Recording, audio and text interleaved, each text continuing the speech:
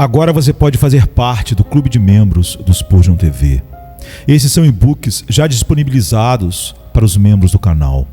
Todos os dias, novos e-books são adicionados junto com outros benefícios que só os membros têm. Sendo um membro, você passa a ajudar no crescimento desse ministério, tanto na quantidade do que podemos publicar, como na qualidade do material. Nosso propósito é, juntos, atingirmos o maior número de pessoas com solo escritura. Seja um membro do Spurgeon TV. Os dois efeitos do Evangelho. Sermão número 26, pregado na manhã de domingo, 27 de maio de 1855, por Charles Haddon Spurgeon, no Exeter Hall, Strand, Inglaterra. Porque para Deus sou um cheiro suave de Cristo, nos que se salvam e nos que se perdem. Porque para aqueles somos cheiros da morte para a morte, e para o outro o cheiro de vida para a vida. E quem é suficiente para essas coisas? 2 Coríntios 2, 15 a 16. Estas são as palavras de Paulo, falando em nome dele mesmo e de seus irmãos, os apóstolos. E são verdadeiras a respeito de todos aqueles que pelo Espírito são escolhidos, qualificados e lançados na vinha para pregar o Evangelho de Deus. Muitas vezes admirei o 14º versículo deste capítulo, especialmente quando me lembrei de cujos lábios saíram as palavras. Ora, graças a Deus que sempre nos faz triunfar em Cristo e manifesta em nós o cheiro do seu conhecimento em todo lugar. Imagine Paulo, o velho, o homem que havia sido espancado 5 vezes com 40 chicotadas menos uma, que havia sido arrastado para fora de uma cidade, apedrejado e dado como morto, o homem de grandes sofrimentos, que havia passado por mares inteiros de perseguição. Apenas pense nele dizendo, no final de sua carreira ministerial: agora, graças a Deus que sempre nos faz triunfar em Cristo. Triunfar no naufrágio, triunfar no flagelo, triunfar no tronco, triunfar sob as pedras, triunfar no meio do desprezo do mundo, triunfar quando foi expulso de cidade em cidade, triunfar poderosa e alegremente em todos os momentos, em e por Cristo Jesus. Agora, se alguns ministros dos tempos modernos falassem assim, não teria peso algum, pois eles desfrutam dos aplausos do mundo. Eles sempre podem ir para o seu lugar com facilidade e paz. Eles têm um povo admirado e são admirados, e nenhum inimigo é aberto contra eles. Contra eles, nem um cachorro seus dentes mostra. Tudo é seguro e agradável. Para eles, dizer, agora, graças a Deus, que sempre nos faz triunfar, é uma coisa muito pequena. Mas para alguém como Paulo, tão pisoteado, tão provado, tão angustiado e por fim assassinado, nos faz dizer, falou um herói. Aqui está um homem que tinha verdadeira fé em Deus e na divindade de sua missão, de tal forma que nada o abalava. E meus irmãos, quão doce é aquele consolo que Paulo aplicou ao seu próprio coração em meio a todos os seus problemas. Apesar de tudo, diz ele, Deus dá a conhecer o sabor, o cheiro do seu conhecimento através de nós em todo lugar. Com este pensamento, um ministro pode deitar a cabeça num travesseiro. Deus manifesta o sabor e cheiro do seu conhecimento. Com isso, ele pode fechar os olhos quando sua carreira terminar, e com isso, ele pode abri-los no céu. Deus me deu a conhecer e manifestar o cheiro e sabor do seu conhecimento em todo lugar. Seguem-se então as palavras do meu texto, do qual falarei, dividindo em 3 particularidades. Nossa primeira observação será que, embora o Evangelho seja um cheiro suave em todos os lugares, ele produz efeitos diferentes em pessoas diferentes. Para um é o cheiro da morte para a morte, e para o outro o cheiro de vida para a vida. Nossa segunda observação será que os ministros do Evangelho não são responsáveis por seu sucesso, pois é dito, somos para Deus o cheiro suave de Cristo, nos que se salvam e nos que perecem. E em terceiro lugar, o lugar do ministro do Evangelho não é leve. Seu dever é muito pesado, pois o próprio apóstolo disse, quem é suficiente para essas coisas? Nossa primeira observação é que o Evangelho produz diferentes efeitos. Deve parecer uma coisa estranha, mas é estranhamente verdade que quase nunca há uma coisa boa no mundo da qual algum pequeno mal não seja a consequência.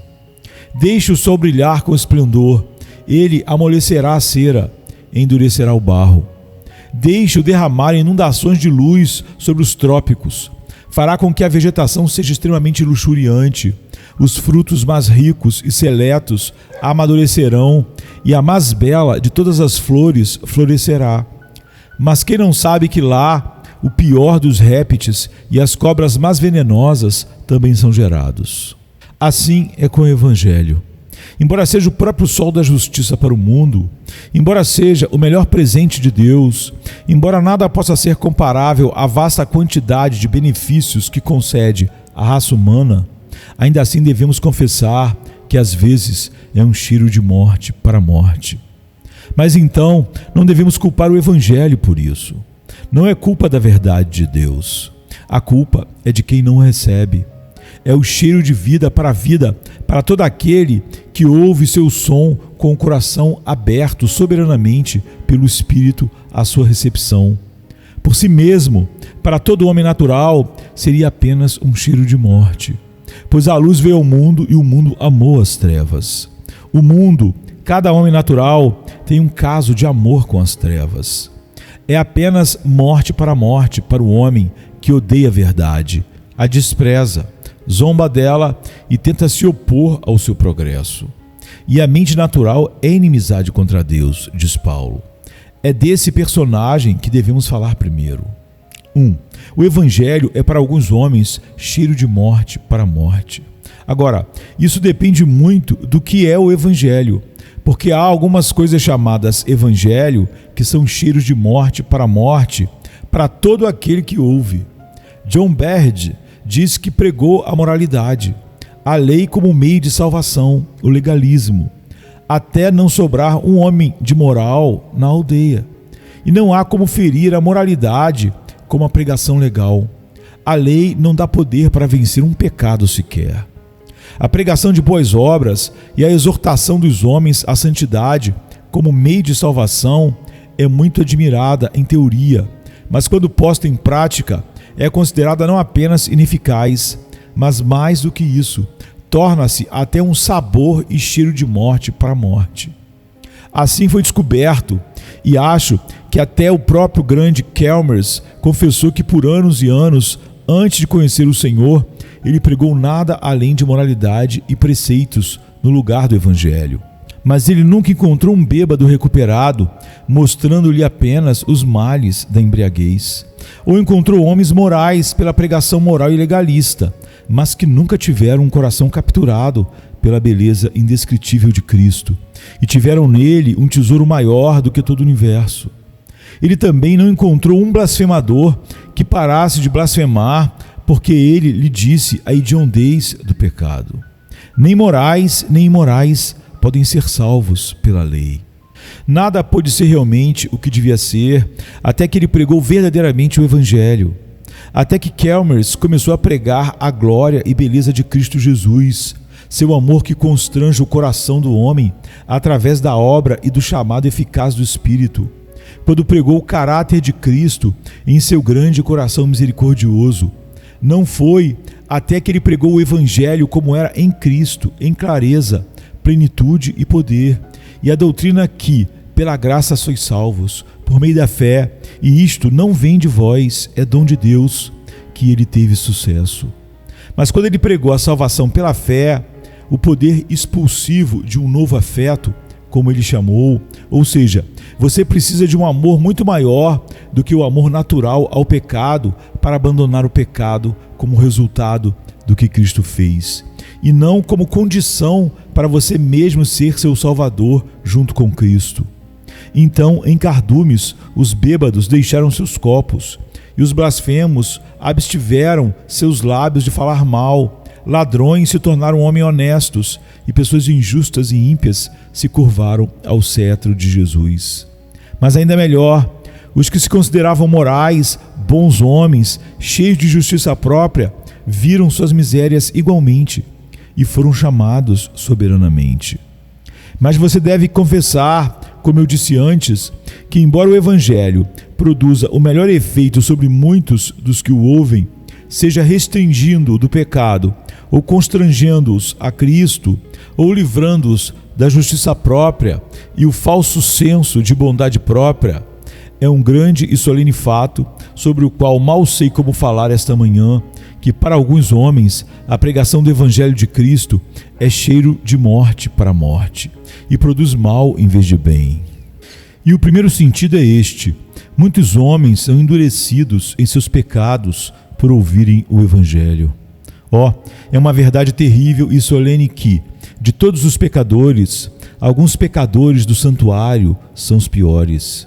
Aqueles que podem mergulhar mais fundo no pecado e têm as consciências mais tranquilas e os corações mais duros são aqueles que se encontram na própria casa de Deus. Eu sei que o ministério fiel muitas vezes os picará e as duras denúncias de um Boanerges frequentemente os farão tremer. Estou ciente de que a palavra de Deus às vezes faz o sangue deles gelar dentro deles. Mas sei, pois vi esses homens, que há muitos que transformam a graça de Deus em licenciosidade. Fazem até da verdade de Deus um cavalo de caça para o diabo e abusar da graça de Deus para atenuar o seu pecado. Esses homens eu encontrei entre aqueles que ouvem as doutrinas da graça em sua plenitude. Eles dirão: eu sou eleito, portanto posso viver desse e daquele outro jeito.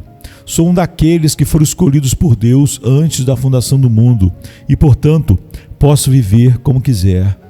Eu vi o homem que estava em cima da mesa de uma taverna e segurando o copo na mão dizer: homens, eu posso dizer mais do que qualquer um de vocês. Eu sou um daqueles que são redimidos com o precioso sangue de Jesus. Então ele bebeu seu copo e dançou novamente diante deles e cantou canções vis e blasfemas. Agora, esse é um homem para quem o Evangelho é cheiro de morte para morte. Ele ouve a verdade, mas a perverte. Ele pega o que é planejado por Deus para o seu bem e o que ele faz? Ele comete suicídio com isso. Aquela faca que lhe foi dada para abrir os segredos do Evangelho, ele crava em seu próprio coração.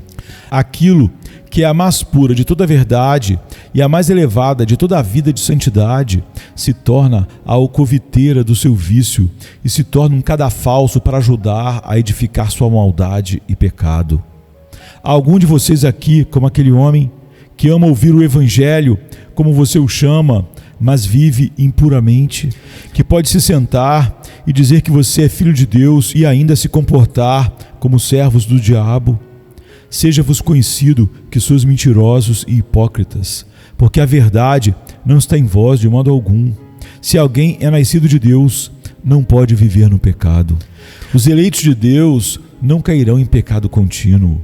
Um homem regenerado não pode pecar em paz como um homem ímpio. O homem regenerado é como um Pedro que chora amargamente.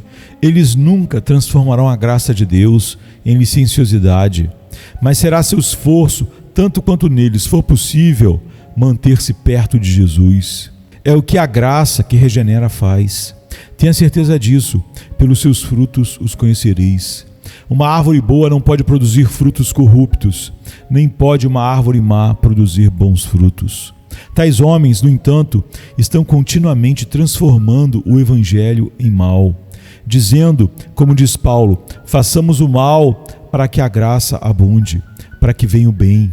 Eles pecam com arrogância pelo simples fato de terem ouvido o que consideram desculpas para seus vícios.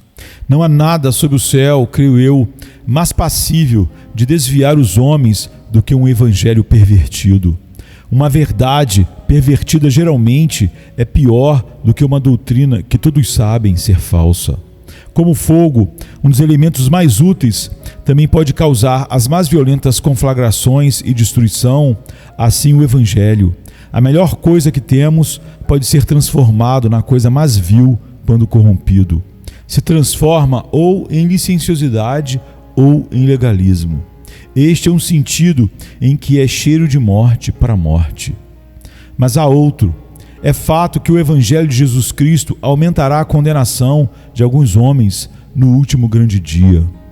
Mais uma vez, eu me assusto comigo mesmo quando digo isso, pois parece um pensamento muito horrível para nós nos aventurarmos a dizer que o Evangelho de Cristo tornará o inferno mais quente para alguns homens do que seria de outra forma. Todos os homens, sem exceção, teriam afundado no inferno se não fosse pelo Evangelho da graça soberana. A graça de Deus recupera soberanamente uma multidão que nenhum homem pode contar. Ela assegura um exército incontável que será salvo no Senhor com uma salvação eterna. Mas ao mesmo tempo, para aqueles que o rejeitam, torna a sua condenação ainda mais terrível. E deixe-me dizer-lhe por quê. Primeiro, porque os homens pecam contra uma luz maior, e a luz que temos é uma excelente medida de nossa culpa. O que um pagão poderia fazer sem grande culpa seria o maior pecado para mim, porque fui ensinado melhor e conheço muito mais que eles. E o que alguns, mesmo em Londres, podem fazer impunemente, declarado, por assim dizer, como um pecado por Deus, mas não tão excessivamente pecaminoso, seria para mim o cúmulo da transgressão, porque desde a minha juventude fui ensinado a piedade. O Evangelho vem sobre os homens como a luz do céu. Que errante deve ser aquele que se perde na luz. Se um cego cair na vala, podemos ter pena dele. Mas se um homem, com a luz em seus globos oculares, se precipitar no precipício e perder sua própria alma, a pena não está fora de questão. Como dizem os versos, como eles merecem o inferno mais profundo, pois distorcem as alegrias de cima. Que cadeias de vingança eles devem sentir, os que brincam com o amor soberano. Isso aumentará sua condenação, digo a todos vocês, a menos que encontrem Jesus Cristo e sejam verdadeiramente regenerados. Pois ter tido a luz e não andar por ela, será a condenação, a própria essência dela. Este será o cerne da culpa, que a luz veio ao mundo e as trevas não a compreenderam, pois os homens amaram mais as trevas do que a luz, porque as suas obras são mais. Novamente, sua condenação deve aumentar e ser maior se você se opõe ao Evangelho, ou diz aceitar, mas se opõe às doutrinas que acha ofensivas ao homem natural e abraça uma mistura de humanismo secular com partes que você ou a cultura decidiram serem aceitáveis. Se Deus planeja um esquema de misericórdia e o homem se levanta contra ele, quão grande deve ser o seu pecado? Quem poderá dizer quão grande é a culpa incorrida por homens como Pilatos, Herodes e os judeus, os fariseus? Quem deve imaginar ou mesmo esboçar vagamente a condenação daqueles que clamaram crucifica-o, crucifica-o? E quem dirá que lugar no inferno será quente o suficiente para o homem que calunia o ministro de Deus, que fala contra o seu povo, que odeia a sua verdade, que, se pudesse, eliminaria totalmente os piedosos da terra? Deus, ajude o infiel. Deus, ajude o blasfemador. Deus, salve sua alma, pois de todos os homens eu jamais escolheria estar na pele desse homem. Vocês pensam, senhores, que Deus não levará em conta o que os homens disseram? Um homem amaldiçoou a Cristo, ele o chamou de charlatão. Outro declarou, sabendo que estava falando uma mentira, que o evangelho era falso. Um terceiro proclamou suas máximas licenciosas e depois apontou para a palavra de Deus e disse: há coisa piores ali. Um quarto abusou dos ministros de Deus e ridicularizou suas imperfeições. Você acha que Deus esquecerá tudo isso no último dia? Quando seus inimigos vierem diante dele, ele os pegará pela mão e dirá: no outro dia você chamou meu servo de cachorro e cuspiu nele, e por isso eu lhe darei o céu? Em vez disso, se o pecado não foi cancelado pelo sangue de Cristo, ele dirá: vá, maldito, para o inferno do qual você zombou. Deixe aquele céu que você desprezou e aprenda que, embora você tenha dito que Deus não existe, este braço direito lhe ensinará eternamente a lição de que existe um Deus soberano. Pois aquele que não aprendeu por minhas obras de benevolência, aprenderá por meus atos de vingança. Portanto, afaste-se para sempre, eu digo. Aumentará o inferno dos homens se opor assim à verdade de Deus. Agora, não é esta uma visão muito solene do Evangelho? que é de fato para muitos cheiro de morte para a morte. Ainda, mais uma vez, acredito que o Evangelho torna alguns homens neste mundo mais miseráveis do que seriam. O bêbado poderia beber e se deleitar em sua embriaguez com maior alegria se não ouvisse dizer: todos os bêbados terão sua porção no lago que arde com fogo e enxofre. O homem poderia se deleitar em sua justiça própria e legalismo com maior alegria se não ouvisse: ai de vós, fariseus hipócritas. E com que felicidade o homem libertino e licencioso poderia seguir em sua louca carreira se não lhe dissessem: o salário do pecado é a morte, e, após a morte, o julgamento. Mas a verdade coloca o amargo mais profundo em seu copo. As advertências de Deus congelam a corrente de sua alma. O Evangelho não levado a sério é como participar de uma festa em Pompeia no dia da tragédia, até que o Vesúvio repentinamente acordou. Embora durante o dia o homem ria disso, à noite ele tremerá como a folha do álamo. E quando as sombras da noite se reunirem ao seu redor, ele tremerá até com um sussurro. Ao pensar em um estado futuro, sua alegria é estragada e a imortalidade, em vez de ser uma bênção para ele, é em sua própria contemplação a miséria de sua existência. Os doces apelos da misericórdia não são para ele mais harmoniosos do que os estrondos do trovão, porque ele sabe que os despreza. Sim, conheço alguns que estiveram em tamanha miséria sob o Evangelho, porque não desistiram de seus pecados apesar do conhecimento que tinham, que chegaram ao ponto de estarem prontos para tirar suas próprias vidas. Ó, terrível pensamento! O Evangelho é cheiro de morte para a morte. Quantos hoje aqui estão nesta situação? Quem está ouvindo agora a palavra de Deus para ser condenado por ela? Quem se retirará apenas para ser endurecido pelo som da verdade? Ora, todo aquele que está aqui hoje e não está sendo transformado pelo Evangelho está nesta situação, porque para aqueles que o recebem verdadeiramente é cheiro de vida para a vida, mas para os incrédulos é uma maldição e cheiro de morte para a morte. Mas bendito seja Deus, o Evangelho tem um segundo poder. Além de ser um cheiro de morte para a morte, é cheiro de vida para a vida.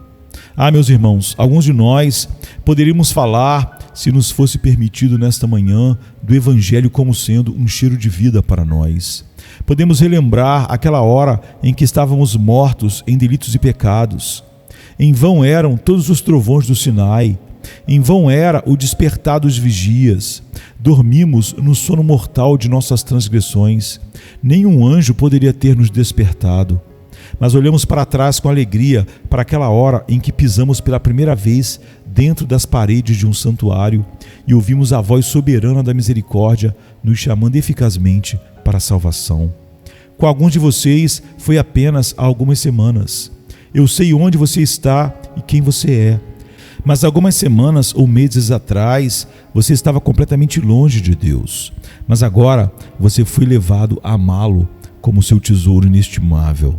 Você pode olhar para trás, meu irmão cristão, para aquele exato momento em que o Evangelho foi um cheiro de vida para você. Quando você rejeitou seus pecados, renunciou às concupiscências e, voltando-se para a palavra de Deus, recebeu-a com pleno propósito de coração. Ah, aquela hora, de todas as horas, a mais doce. Nada pode ser comparado com isso. Conheci uma pessoa que por 40 ou 50 anos foi completamente surda. Certa manhã, sentada à porta de sua cabana, enquanto algum veículo passava, ela pensou ter ouvido uma música melodiosa. Não era música, era apenas o som do veículo. De repente, seu ouvido se abriu e aquele som áspero parecia a ela como a música do céu, porque era o primeiro som que ela ouvia em tantos anos. Da mesma forma, a primeira vez que nossos ouvidos foram abertos para ouvir as palavras de amor, a certeza de nosso perdão, nunca ouvimos a palavra tão bem quanto então. Nunca pareceu tão doce e talvez, mesmo agora, olhemos para trás e digamos: que horas tranquilas eu então desfrutei. Quão doce ainda é a memória delas. Quando pela primeira vez a palavra foi um cheiro de vida para nossas almas. Então, amados, se alguma vez foi cheiro de vida, sempre será cheiro de vida. Porque diz que não é um cheiro de vida para a morte, mas um cheiro de vida para a vida. Agora devo dar outro golpe em meus antagonistas, os arminianos. Eu não posso evitar. Eles dizem que às vezes o evangelho é um cheiro de vida para a morte. Eles nos dizem que um homem pode receber vida espiritual e ainda morrer eternamente. Que a vida imortal pode morrer. Isto é, um homem pode ser regenerado, perdoado, salvo e ter uma semente incorruptível e imortal dentro de si e, ainda assim, ser punido posteriormente e ser um filho do diabo para sempre. Ele pode ser justificado de todo pecado e, ainda assim, depois disso, suas transgressões podem ser colocadas sobre seus ombros novamente. Um homem pode nascer de Deus e, ainda assim, morrer. Um homem pode ser amado por Deus com amor eterno e, ainda assim, Deus pode odiá-lo eternamente amanhã. Não suporto falar de tais doutrinas de mentiras. Deixe aqueles que querem acreditar nelas. Quanto a mim, creio tão profundamente no amor imutável de Jesus que suponho que, se um crente estivesse no inferno, o próprio Cristo não ficaria muito tempo no céu, mas logo clamaria: levante-se ao resgate. Se Jesus Cristo estivesse na glória, com uma das joias faltando em sua coroa, um dos membros de seu corpo faltando e ele mutilado sem aquela parte do seu corpo, e Satanás tivesse aquela joia ou membro do seu corpo no inferno, Satanás diria: príncipe da luz e glória, eu tenho uma de suas joias, eu tenho parte do seu corpo. E ele o seguraria em sua mão e então diria: você morreu por este homem, mas não teve força suficiente para salvá-lo. Você o amou uma vez, onde está o seu amor eterno? Seu amor eterno morreu. Não vale a pena tê-lo. Não vale a pena ser objeto do teu amor eterno, porque ele é um amor eterno que morre. E algo eterno pode morrer, pois você o odiou depois de dizer que o amava eternamente. E como ele riria daquele herdeiro do céu agora no inferno, e o ergueria e diria: este homem foi redimido, Jesus Cristo comprou com seu sangue. E mergulhando nas ondas do inferno, ele diria: eis aí um dos que ele comprou. Veja como posso roubar o Filho de Deus. E então novamente ele diria: este homem foi perdoado. Eis a justiça de Deus. Ele deve ser punido depois de ser perdoado e Deus dizer que tinha esquecido todos os seus pecados, passados, presentes e futuros. Cristo sofreu pelos pecados deste homem e ainda, diz Satanás com uma alegria maligna: eu o tenho depois, pois Deus exigiu a punição 2 vezes. Isso deve ser dito? Não. É cheiro de vida para a vida, e não de vida para a morte. Se o evangelho for cheiro de vida para alguém, será sempre cheiro de vida para a vida, e nunca cheiro de vida para a morte. Vá com seu evangelho vil, pregue-o onde quiser, mas meu mestre disse: eu dou às minhas ovelhas a vida eterna. Você, distorcendo o evangelho, dá vida temporária às suas ovelhas e elas a perdem.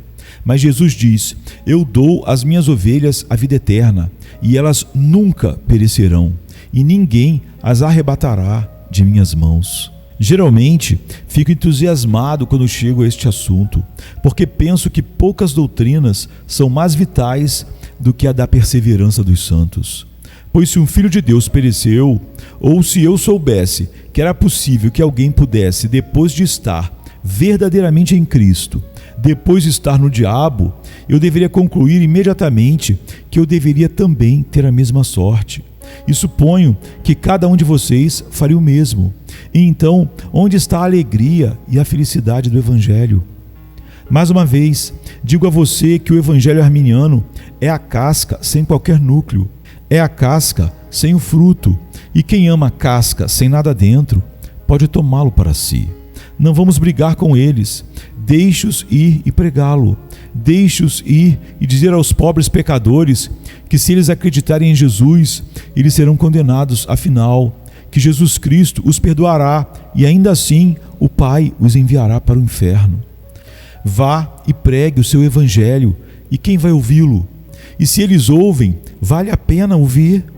Eu digo não, pois se devo permanecer após a conversão no mesmo pé que estava antes da conversão, então é inútil para mim ter sido convertido. Mas quem ele ama até o fim. É cheiro de vida para a vida. É Ele que preserva os que Ele salva. Ora, aquele que é poderoso para vos guardar de tropeçar e apresentar-vos irrepreensíveis com alegria perante a sua glória. Ao único Deus sábio, Salvador nosso, seja a glória e majestade, domínio e poder, agora e para todo sempre. Amém. Como dizem os versos, uma vez em Cristo para sempre. Nada pode nos separar do seu amor. É cheiro de vida para a vida. E não apenas vida para a vida neste mundo, mas cheiro de vida para a vida eterna. Todo aquele que tem esta vida receberá a próxima vida, pois o Senhor dará graça e glória, e nenhum bem sonegará aos que andam em retidão. Ou o Evangelho é cheiro de vida para a vida, ou cheiro de morte para a morte. Mas é totalmente impossível ele ser um cheiro de vida para a morte. Como eu citei antes, eis o cheiro de vida para a vida. Eu dou às minhas ovelhas a vida eterna, e elas nunca perecerão, e ninguém as arrebatará de minhas mãos. Sou obrigado a deixar este ponto, mas se meu mestre apenas o tomar e tornar sua palavra para alguns cheiro de vida para a vida nesta manhã, eu me regozijarei com o que disse. Nossa segunda observação foi que o ministro não é responsável por seu sucesso. Ele é responsável pelo que prega. Ele é responsável por sua vida e ações, mas não é responsável por outras pessoas se converterem ou não. Se eu apenas pregasse a palavra de Deus, se nunca houvesse uma alma salva, o rei diria: muito bem, servo bom e fiel. Se eu apenas dissesse minha mensagem, se ninguém a ouvisse, ele diria: combateu o bom combate, receba a tua coroa. Você ouve as palavras do texto? Somos para Deus o cheiro suave de Cristo, tanto para os que perecem como para os que são salvos. Isso parecerá mais claro se eu apenas disser como um ministro do Evangelho é chamado na Bíblia.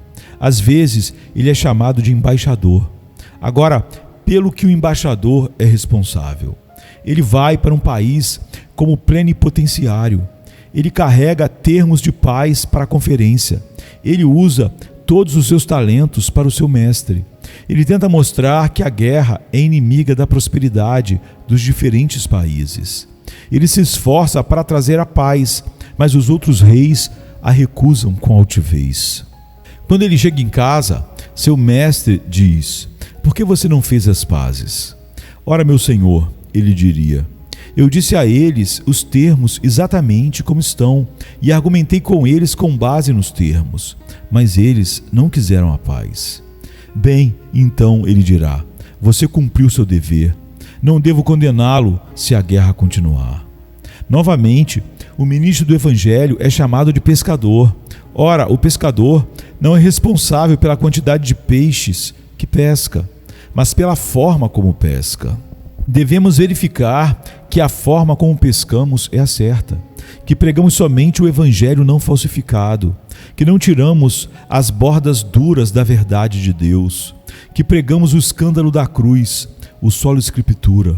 Alguns ministros não pegam peixes, nem mesmo atraíram alguns em suas redes. Eles passaram toda a vida pescando com as mais elegantes linhas de seda e anzóis de ouro e prata. Eles sempre usam frases bem polidas e aceitáveis para o mundo. Mas o peixe, mesmo com essas artimanhas, não morde. Enquanto nós, de uma ordem mais grosseira, colocamos o anzol nas mandíbulas de centenas.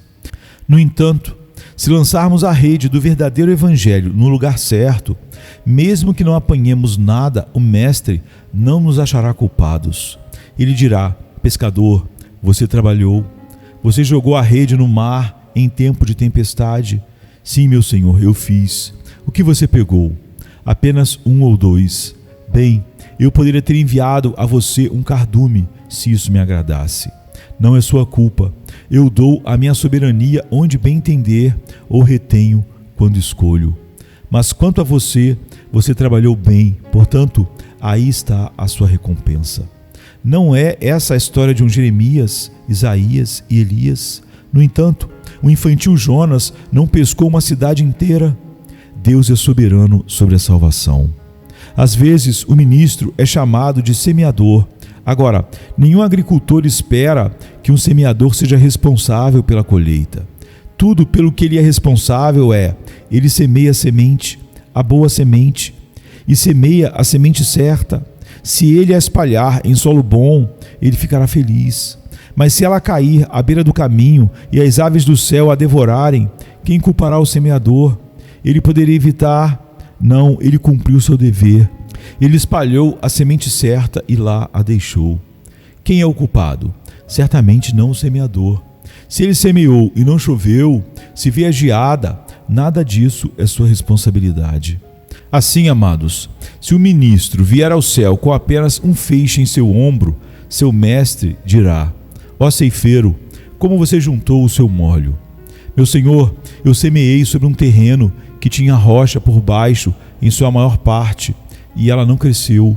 Apenas poucas sementes caíram em um bom solo, em um coração preparado pelo Espírito. E este é o meu único feixe. Aleluia! Os coros angélicos ressoam.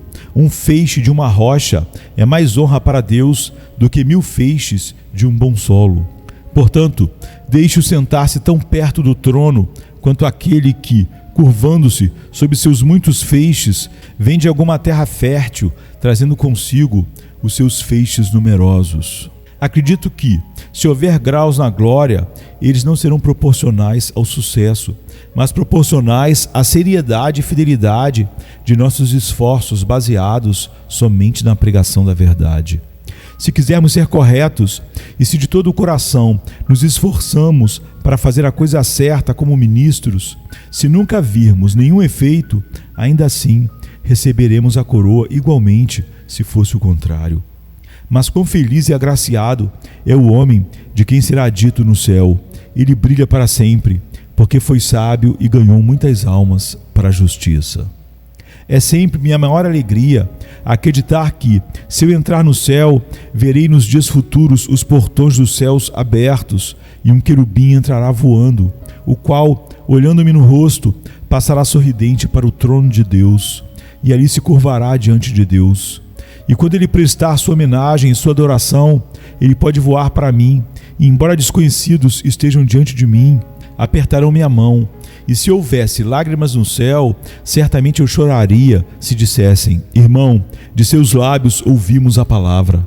Sua voz primeiro nos advertiu de nossos pecados. Aqui estamos com você, um instrumento soberano da nossa salvação. E quando os portões se abrirem, um após o outro, eles ainda entrarão, almas resgatadas, e para cada um deles uma estrela, para cada um deles outra joia no diadema da glória, para cada um deles outra honra e outra nota no cântico de louvor. Bem-aventurado o homem que morre no Senhor, e as suas obras o seguirão, porque assim diz o Espírito. O que será de alguns bons cristãos agora aqui no Exeter Hall, se as coroas no céu forem medidas em valor pelas almas que são salvas? Alguns de vocês terão uma coroa no céu sem uma única estrela nela, porque simplesmente não pregaram para ninguém. Se pregamos a verdade, e a verdade for apenas tiro de morte para a morte, glórias sejam dadas à soberana vontade de Deus. Mas isso nunca deve ser verdade se for por termos nos calado aqui. Li há pouco tempo um artigo sobre a coroa sem estrelas no céu. Um homem no céu com uma coroa sem estrela. Ninguém salvo através dele. Ele se sentará no céu tão feliz quanto puder, pois a misericórdia soberana o salvou. Mas estar no céu sem uma única estrela. Mãe, o que você acha de estar no céu sem um de seus filhos para enfeitar sua testa como uma estrela? Ministro, o que você diria por ser um pregador polido e com medo de ofender e não ter uma estrela? Escritor, seria bom para você ter escrito tão gloriosamente quanto Milton se você fosse encontrado no céu sem uma estrela? Receio que prestemos muito pouca atenção a isso. Os homens se sentarão e escreverão enormes folhos e tomos para que possam colocá-los em bibliotecas para sempre e ter seus nomes transmitidos pela fama e serem respeitados na vida acadêmica. Mas quão poucos estão procurando ganhar estrelas para sempre no céu. Trabalhe, filho de Deus, trabalhe, porque se você deseja servir a Deus, seu pão lançado sobre as águas será encontrado depois de muitos dias. Então Deus colherá uma colheita gloriosa naquele dia em que Ele vier reunir seus eleitos. O ministro não é responsável por seu sucesso.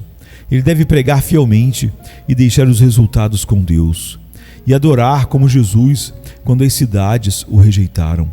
Exultando no coração, disse: Eu te louvo, Pai, pois foi do seu agrado ocultar esta verdade dos sábios e entendidos e revelar aos pequeninos. Vamos exultar como Cristo aqui.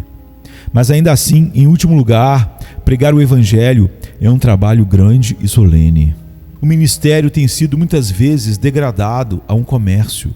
Hoje em dia, homens são levados e transformados em ministros que dariam bons capitães no mar, que poderiam ter esperado e operado bem no balcão de negócios, mas que nunca foram destinados ao púlpito. Eles são selecionados e escolhidos pelo homem, são abarrotados de literatura, são educados ao máximo que podem, são apresentados prontos e vestidos, e as pessoas os chamam de ministros. Desejo a todos boa sorte, a todos eles, pois como o bom Joseph Irons costumava dizer, Deus esteja com muitos deles, mesmo que seja apenas para fazê-los calar a boca. Os ministros feitos pelo homem não têm utilidade neste mundo, e quanto mais cedo nos livrarmos deles, melhor. A maneira deles é esta: eles preparam seus manuscritos com muito cuidado, depois os leem no domingo com a maior doçura em sotto voce, e assim as pessoas vão embora satisfeitas. Mas essa não é a maneira de Deus pregar. Se assim for, sou suficiente para pregar para sempre. Posso comprar sermões manuscritos por $1, quer dizer, desde que tenham sido pregados 50 vezes antes. Mas se eu quiser um inédito, o preço é $1 ou mais. Mas esse não é o caminho. Pregar a palavra de Deus não é o que alguns parecem pensar, uma mera brincadeira de criança, um mero negócio ou ofício a ser assumido por qualquer pessoa. Um homem deve sentir primeiro que tem um chamado solene para isso. Em seguida, ele deve saber que realmente possui o Espírito de Deus e que, quando fala, há uma influência sobre ele que o capacita a falar como Deus deseja. Caso contrário, ele deve sair do púlpito diretamente. Ele não tem o direito de estar lá, mesmo que os homens digam ser seu chamado. Ele não foi chamado para pregar a verdade de Deus e para ele Deus diz: por que você devia declarar meus estatutos? Mas você diz: o que há de difícil em pregar o Evangelho de Deus? Bem, deve ser um pouco difícil, pois Paulo disse: quem é suficiente para essas coisas? E primeiro direi a você, é difícil porque é muito difícil que não seja distorcido por seus próprios preconceitos ao pregar a palavra. Você quer dizer uma coisa severa e seu coração diz: cuidado, ao fazer isso você condenará a si mesmo. Então a tentação é não dizê-lo. Outra tentação é que você tem medo de desagradar os mais abastados ou as elites culturais em suas congregações. Você pensa: se eu disser tal e tal coisa, fulano de tal ficará ofendido. Tal pessoa não aprova essa doutrina. É melhor eu deixá-la de fora. Ou talvez você ganhe o aplauso da multidão e não queira mais dizer nada que os desagrade. Pois se eles gritarem Hosana hoje, eles gritarão crucifique-o amanhã, se você pregar tão somente a verdade. Todas essas coisas operam no coração de um ministro. Ele é um homem como vocês e sente isso. Então vem novamente a faca afiada da crítica e as flechas daqueles que o odeiam e odeiam seu Senhor. E ele não pode deixar de sentir isso às vezes. Ele pode vestir sua armadura e gritar: não me importo com a sua malícia. Mas houve épocas em que os arqueiros entristeceram profundamente até mesmo José, o príncipe do Egito. Então, ele fica diante de outro perigo, que é sair do que está fazendo para ficar se defendendo. O perigo de passar a vida se defendendo, pois é um grande tolo quem tenta fazer isso. Aquele que deixa seus detratores sozinhos e, como a águia, não se preocupa com o tagarelar dos pardais, ou como o leão que não se desvia do seu caminho para despedaçar o rosnado de cada chacal, este é o homem que deve ser honrado. Mas o perigo é que queremos nos defender o tempo todo, e quem é suficiente para evitar essas rochas de perigo? Quem é suficiente, meus irmãos, para essas coisas? Levantar-se e proclamar domingo após domingo e dia de semana após dia de semana as insondáveis riquezas de Cristo. Tendo dito isso, posso tirar a inferência para encerrar que se o Evangelho é um cheiro de vida para a vida e se a obra do ministro é uma obra solene, quão bem convém a todos os amantes da verdade orarem incessantemente por todos aqueles que o pregam, para que sejam suficientes para essas coisas. Perder a noção de que esta igreja está orando por mim continuamente, como já lhes disse muitas vezes, é a pior coisa que pode me acontecer. Não ter ninguém para orar por mim me colocaria em uma condição terrível. Talvez, disse um bom poeta, o dia em que o mundo venha a perecer seja aquele dia vazio de intercessões e oração. E talvez o dia em que o ministro se afaste da verdade seja o dia em que seu povo parou de orar por ele e não haja uma única voz suplicando graça em seu nome. Tenho certeza de que seria assim comigo sem suas intercessões. Dê-me as inúmeras hóstias de homens que são meu orgulho e glória, aqueles que estão orando por mim antes de vir para este salão. Dê-me sempre aquelas pessoas de oração que na noite de segunda-feira se reuniram em tal multidão para orar a Deus por uma bênção aqui, e venceremos o próprio inferno, apesar de tudo o que pode se opor a nós. Todos os nossos perigos não são nada, desde que tenhamos oração. Mas aumente minha congregação, dê-me o educado e o nobre, dê-me influência e compreensão, e eu falharia em fazer qualquer coisa sem uma igreja que ora. Meu povo, devo perder suas orações? Você cessará suas súplicas? Nossas labutas estão quase terminando neste lugar e felizes seremos em retornar ao nosso amado santuário. Você então deixará de orar? Temo que você não tenha feito tantas orações esta manhã como deveria. Temo que não tenha havido tanta devoção sincera quanto poderia ter sido derramada. De minha parte, não senti o poder maravilhoso que às vezes experimento. Não o colocarei em suas portas, mas nunca deixarei que se diga: essas pessoas, uma vez tão fervorosas, tornaram-se frias. Que o laodiceanismo não entre em Southwark. Vamos deixá-lo aqui, no extremo oeste, no Exeter Hall, se for necessário. Agora que as obras em nossa igreja estão terminando, estaremos voltando para nosso local de culto na Park Street. Não o carreguemos conosco. Lutemos juntos pela fé que uma vez foi dada aos santos. E sabendo da triste condição em que se encontra o porte-estandarte, rogo-vos que se unam a ele, pois ficará doente, como está, mas com o seu exército.